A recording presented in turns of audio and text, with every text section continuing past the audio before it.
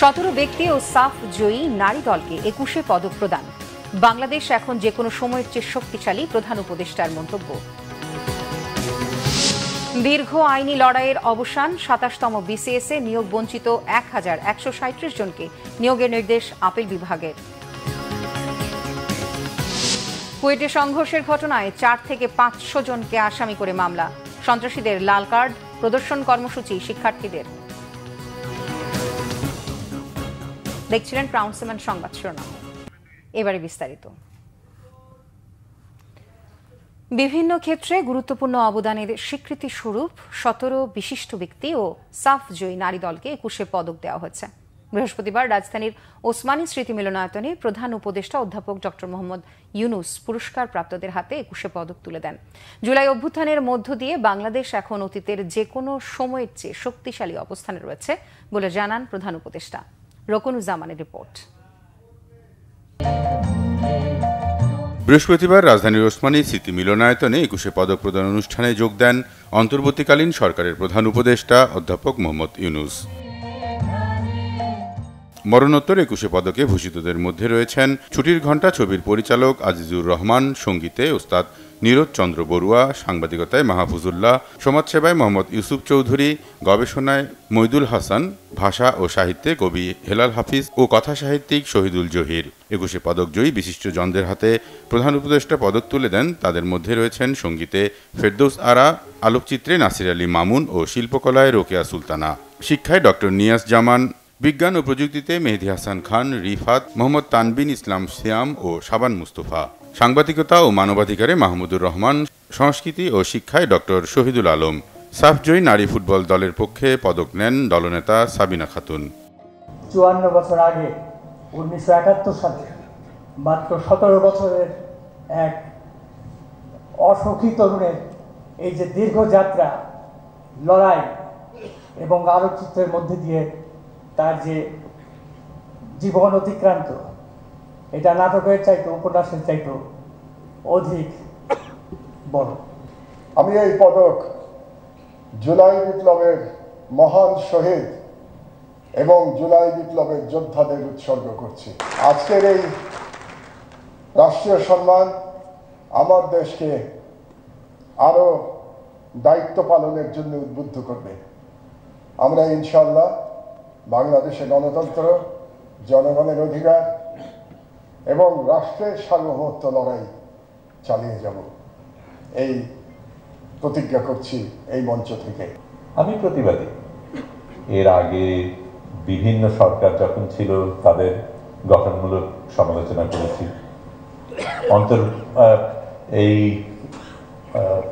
এই সরকারের ক্ষেত্রেও সমালোচনা করেছি, এমনকি প্রধান উপদেষ্টা যিনি আছেন তাকেও সামনাসামনি সমালোচনা করেছি। আমার কেস চলছে। একজন অভিযুক্ত ব্যক্তি যে সমালোচনা করে সে যে পদক পেতে পারে, এটা আমাকে আশা দেয়। আজ আমরা এই পদক পেয়ে মনে করছি সেই বীর শহীদদের, যাদের আত্মত্যাগের বিনিময়ে আমরা বাংলা ভাষায় কথা বলার অধিকার পেয়েছি। দেশের দ্বিতীয় সর্বোচ্চ বেসামরিক খেতাবে আমাদের আজ ভূষিত করা হয়েছে। আমরা গৌরবান্বিত, আমরা অনুপ্রাণিত। অনুষ্ঠানে দেয়া বক্তব্যে প্রধান উপদেষ্টা ডক্টর মোহাম্মদ ইউনুস বলেন, বাংলাদেশ এখন অতীতের যে কোনো সময়ের চেয়ে শক্তিশালী, উদ্যমী ও সৃজনশীল। আমরা এখন অতীতের যে কোনো সময়ের চাইতে বেশি শক্তিশালী, উদ্যমী এবং সৃজনশীল। আমাদের তরুণ প্রজন্মের স্বপ্ন অতীতের যে কোনো প্রজন্মের স্বপ্নের চাইতে দুঃসাহসী। তারা যেমন নতুন বাংলাদেশ সৃষ্টি করতে চায়, তেমনি একই আত্মবিশ্বাসে নতুন পৃথিবীর সৃষ্টি করতে চায়। নতুন বাংলাদেশ গড়তে সবাইকে ঐক্যবদ্ধভাবে কাজ করার আহ্বানও জানান প্রধান উপদেষ্টা। তারা ঘুণে ধরা আত্মবিনাশী সভ্যতার বন্ধন মুক্ত হয়ে তাদের স্বপ্নের নতুন সভ্যতা গড়তে চায়। সেই সভ্যতার মূল লক্ষ্য থাকবে পৃথিবীর সকল সম্পদের উপর প্রতিটি মানুষের সমান অধিকার নিশ্চিত করা। রাষ্ট্র বিনিময়ে পদকপ্রাপ্তদের ভূমিকার কথা স্মরণ করেন অধ্যাপক মোহাম্মদ ইউনুস। রকুনুজ্জামান, বাংলা ভিশন, ঢাকা। 21শে ফেব্রুয়ারি ঘিরে শহীদ মিনার কেন্দ্রিক কয়েক স্তরের নিরাপত্তা ব্যবস্থা নেওয়া হয়েছে। নজরদারিতে সিসি ক্যামেরা, মেটাল ডিটেক্টর সহ নানা ব্যবস্থা থাকার কথা জানিয়েছেন Dhaka metropolitan police commissioner Sheikh Mohammad Sajjad Ali. জঙ্গি হামলার কোনো শঙ্কা নেই, তবে পুলিশের মনোবল আগের চেয়ে ভালো বলে দাবি করেন ডিএমপি কমিশনার। বিস্তারিত জানাচ্ছেন জিয়া খান। আর মাত্র কয়েক ঘন্টা, তারপর কেন্দ্রীয় শহীদ মিনারে জাতির শ্রদ্ধা ভরে স্মরণ করবে শহীদ দিবস ও আন্তর্জাতিক মাতৃভাষা দিবসের বীর সেনানীদের। প্রথমে পুষ্পস্তবক অর্পণ করবেন মহামান্য রাষ্ট্রপতি ও প্রধান উপদেষ্টা সহ রাষ্ট্রের গুরুত্বপূর্ণ ব্যক্তিবর্গ। এরপর শহীদ মিনার উন্মুক্ত থাকবে সাধারণের। জাতির এই আয়োজনে প্রথমেই সামনে আসে নিরাপত্তার বিষয় জানিয়ে কথা বলেন ডিএমপি কমিশনার। যে 12টা 40-45 এই সময়ের ভিতরে মাননীয় ভিভিআইপি মহামান্য প্রেসিডেন্ট এবং মাননীয় চিফ অ্যাডভাইজার, উপদেষ্টা মণ্ডলী, ডিপ্লোমেট, অন্যান্য ভিআইপি সবার এই কার্যটি শেষ হয়ে যাবে। তারপরে জনসাধারণের জন্য উন্মুক্ত করা হবে। এই সময়টা একটু মেনে আসেন, তাহলে ওনাদেরও কষ্ট কম হবে। ওনারা এসে যদি ওই পলিসির ওখানে দাঁড়ায় থাকেন ঘন্টার পর ঘন্টা, অনেক সম্মানিত মহিলারা আসেন, বাচ্চা মেয়েরাও অনেকে আসেন, আমি চাই না ওনাদের এই কষ্টটা হোক। শহীদ দিবসের সুনির্দিষ্ট হুমকি নেই, তারপরও নিরাপত্তার কমতি নেই বলে দাবি শেখ মোহাম্মদ সাজ্জাদ আলীর। জঙ্গির আশঙ্কা নেই, জঙ্গির সেরকম কিছু নেই, তবে শীর্ষ সন্ত্রাসীদের ইন্টারেস্ট ভিন্ন ক্ষেত্রে। তারা চাঁদা আদায়, টোল কালেকশন, এটা সেটা ওই দিকে তাদের ইন্টারেস্ট, এই দিকে তাদের ইন্টারেস্ট নেই। আমি মনে করি বিচ্ছিন্ন 1-2টি মেনলি মোবাইল ছিনতাই ব্যতীত নগরীতে বড় ধরনের কোনো অপরাধ নেই, ল অ্যান্ড অর্ডার কোনো সমস্যা নেই। এভরিথিং ইজ নর্মাল ইনশাল্লাহ। এবং আমার অফিসার ফোর্স সবাই আমরা মনোবল ফিরে পেয়েছি এবং চমৎকারভাবে কাজ করতেছি। শুধুমাত্র পলাশী দিয়ে জগন্নাথ হল হয়েই শহীদ মিনারে যেতে পারবে সাধারণ মানুষ। শ্রদ্ধা শেষে রোমানা ক্রসিং দিয়ে দোল চত্বর হয়ে বের হতে হবে, বাকি সব রাস্তা বন্ধ থাকবে। জিয়া খান, বাংলা ভিশন, ঢাকা। 27তম বিসিএস এ নিয়োগ বঞ্চিত 1137 জনকে নিয়োগের নির্দেশ দিয়েছেন আপিল বিভাগ। এই সংক্রান্ত রায়ের বিরুদ্ধে করা 3টি রিভিউ পিটিশন নিষ্পত্তি করে প্রধান বিচারপতি সৈয়দ রিফাত আহমেদের নেতৃত্বাধীন আপিল বেঞ্চ বৃহস্পতিবার এই আদেশ দেন। তত্ত্বাবধায়ক সরকারের আমলে পিএসসি 2007 সালের 1 সেপ্টেম্বর 27তম বিসিএস এর ভাইভায় 1137 জন উত্তীর্ণ হলেও সেই ফল বাতিল করে আইন বহির্ভূতভাবে তাদের দ্বিতীয় ভাইভায় ডাকা হয়। হাইকোর্টের এক বেঞ্চ 1137 জনের নিয়োগ বৈধ বললেও আরেক বেঞ্চ দ্বিতীয় ভাইভাকে বৈধতা দেন। 2010 সালের 11 জুলাই তৎকালীন প্রধান বিচারপতি মোহাম্মদ ফজল করিমের নেতৃত্বে আপিল বিভাগ ভাইভা বাতিলকে বৈধতা দিয়ে হাইকোর্টে দেয়া রায়ের বিরুদ্ধে আপিল করার অনুমতি চেয়ে করা 3টি পিটিশন খারিজ করে দিলে ওই প্রার্থীদের নিয়োগের পথ বন্ধ হয়ে যায়।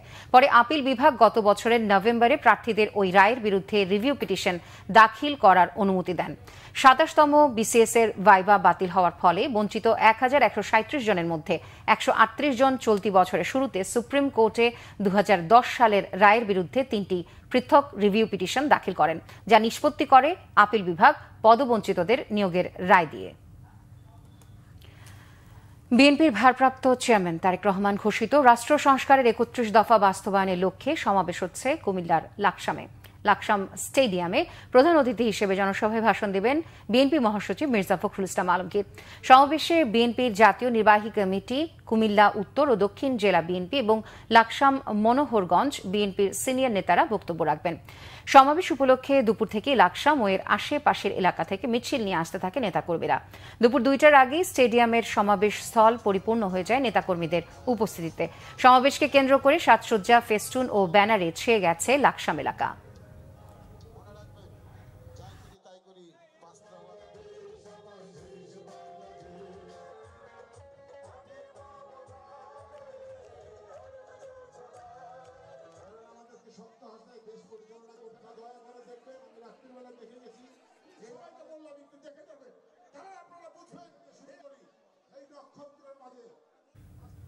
দর্শক, এই মুহূর্তে লাকসাম স্টেডিয়ামে আছেন বিশেষ প্রতিনিধি আহমেদ সরওয়ার, সরাসরি যুক্ত হচ্ছে তার সাথে। সরোয়ার নিশ্চয়ই শুনতে পাচ্ছেন, লাকসামে যে জনসভা তার আনুষ্ঠানিকতা কি শুরু হয়ে গেছে কিনা এবং জনসমাগম কেমন দেখছেন, নেতাকর্মীদের উপস্থিতি, সব বিষয়ে আমাদের জানাবেন। এখন 2টার বেশি বাজে, 2টা বাজে আনুষ্ঠানিকভাবে সমাবেশ শুরু হওয়ার কথা থাকলেও এখন পর্যন্ত বিএনপি মহাসচিব, যিনি আজকের অনুষ্ঠানের প্রধান অতিথি, এই জনসভার সভাপতি, তিনি এখন আসেননি। আমরা যতটুকু জানতে পেরেছি মহাসচিব লাকসামে এসেছেন, তিনি কিছুক্ষণ বিশ্রাম নিয়ে তারপর এখানে আসবেন। এই সমাবেশকে কেন্দ্র করে এরই মধ্যে লাকসাম এবং এর আশপাশের এলাকা থেকে প্রচুর বিএনপি নেতাকর্মী সমাবেশস্থলে উপস্থিত হয়েছে। তবে আজকে একটু প্রচন্ড গরম পড়ছে, এই গরমের কারণে কেউ মাঠ ছেড়ে আশেপাশে ছায়ার মধ্যে অবস্থান নিচ্ছে। তারপরে যথেষ্ট ভিড় দেখতে পাচ্ছি আমরা এই মাঠে। এর মধ্যে জাসাস জাতীয়তাবাদী সামাজিক সাংস্কৃতিক সংস্থার শিল্পীরা এই নেতাকর্মীদের জন্য সঙ্গীত পরিবেশন করছে। প্রায় 1টা থেকে এই সঙ্গীত পরিবেশন শুরু হয়েছে, অন্তত শেষ না হওয়া মিছিল শুরু হওয়ার আগ পর্যন্ত এই সঙ্গীত অনুষ্ঠান চলবে। তারা আসলে এখানে এই সঙ্গীত পরিবেশনের মধ্য দিয়ে এই সমাবেশে আসা নেতাকর্মীদের উজ্জীবিত করার চেষ্টা করছে। আর আপনাকে বলে রাখি, লাকসাম হচ্ছে সেই উপজেলা, যে উপজেলার 2জন নেতা, হিরু সাইফুল আলম হিরু ও হুমায়ুন, এই 2জনকে 2013 সালে গুম করা হয়েছিল, যাদের সন্ধান এখন পর্যন্ত পাওয়া যায়নি। আর আমাদেরকে এখানকার স্থানীয় নেতা কর্মীরা জানিয়েছেন প্রায় 2 দশক পরে এই মাঠে বিএনপি আনুষ্ঠানিকভাবে একটি বড় সমাবেশ করতে পারছে। এর আগে তারা যখনই সমাবেশ করতে গেছে তখনই বাধার সম্মুখীন হচ্ছে, সেটা প্রশাসনিকভাবে এবং রাজনৈতিকভাবে। যার কারণে এই 5 আগস্টের পরিবর্তিত পরিস্থিতির উপর থেকে এই প্রথমবারের মতো আজকে তারা একটি সুন্দরভাবে একটি সমাবেশ করবে বলে তারা আশা প্রকাশ করছেন। ধন্যবাদ সরওয়ার আপনাকে। লাকসাম থেকে জানাচ্ছিলেন আমাদের সহকর্মী আহমেদ সরওয়ার। চলে যাচ্ছি পরবর্তী সংবাদে। খুলনা প্রকৌশল ও প্রযুক্তি বিশ্ববিদ্যালয়ে সংঘর্ষের ঘটনায় 4 থেকে 500 জনকে অজ্ঞাত আসামি করে মামলা করেছে প্রশাসন। বিশ্ববিদ্যালয়ের দুর্বার বাংলার সামনে বিক্ষোভ ও সন্ত্রাসীদের লাল কার্ড প্রদর্শন কর্মসূচি পালন করছে শিক্ষার্থীরা। এদিকে কুয়েটে নিরাপত্তা পরিদর্শক মোহাম্মদ মনিরুজ্জামান লিটন বিশ্ববিদ্যালয়ের সংঘাতের ঘটনায় 4 থেকে 500 জন অজ্ঞাত আসামি করে বুধবার রাতে মামলা করেছে বিশ্ববিদ্যালয় প্রশাসন। এখন পর্যন্ত কেউ গ্রেফতার হয়নি। বিশ্ববিদ্যালয় কর্তৃপক্ষ শিক্ষা কার্যক্রম 28 ফেব্রুয়ারি পর্যন্ত বাতিল করলেও নতুন ভিসি নিয়োগের মাধ্যমে আন্দোলনকারীরা ক্লাসে ফিরতে চায়।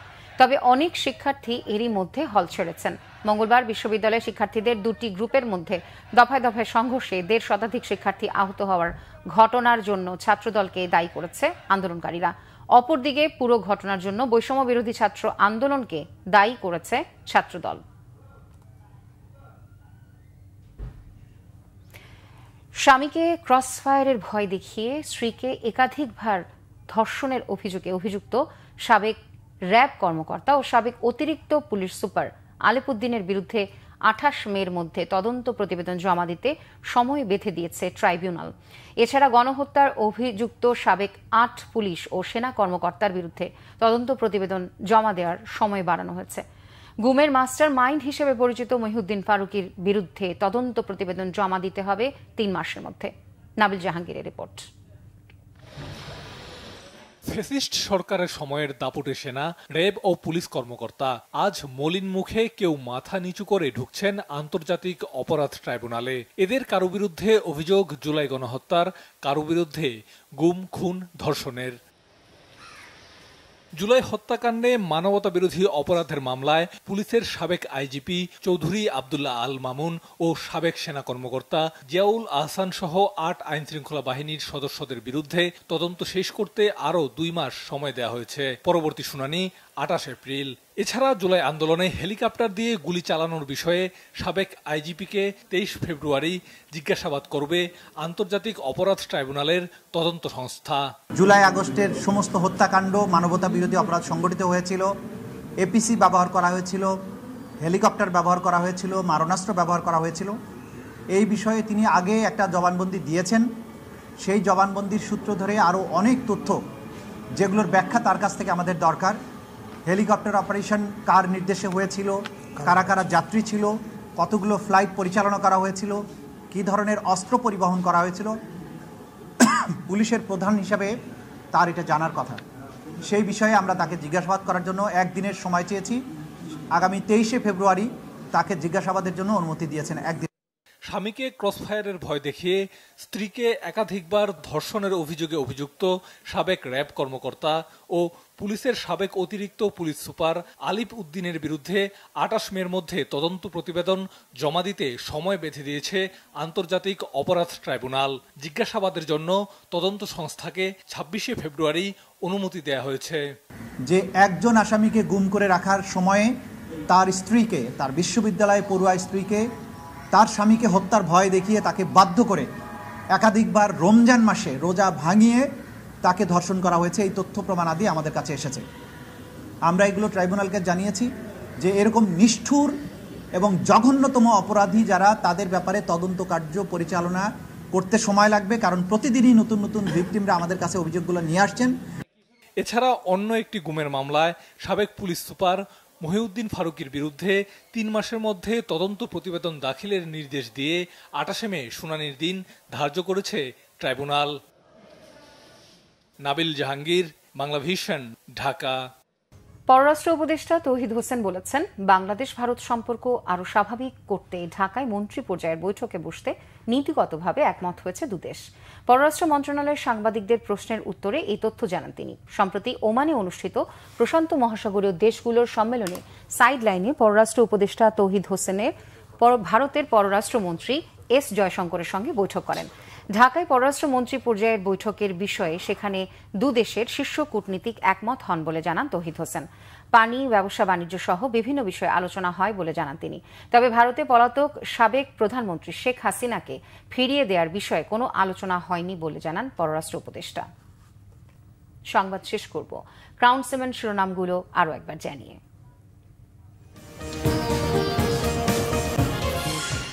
17 ব্যক্তি ও সাফ জয়ী নারী দলকে 21শে পদক প্রদান। বাংলাদেশ এখন যে কোনো সময়ের চেয়ে শক্তিশালী, প্রধান উপদেষ্টার মন্তব্য।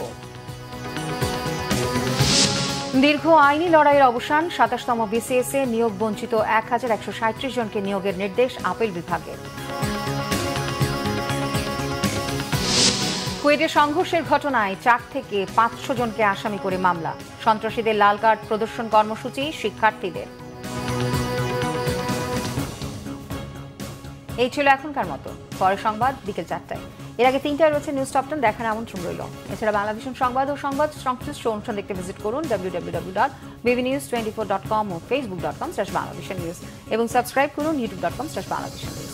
এতক্ষণ সাথে থাকার জন্য ধন্যবাদ সবাইকে।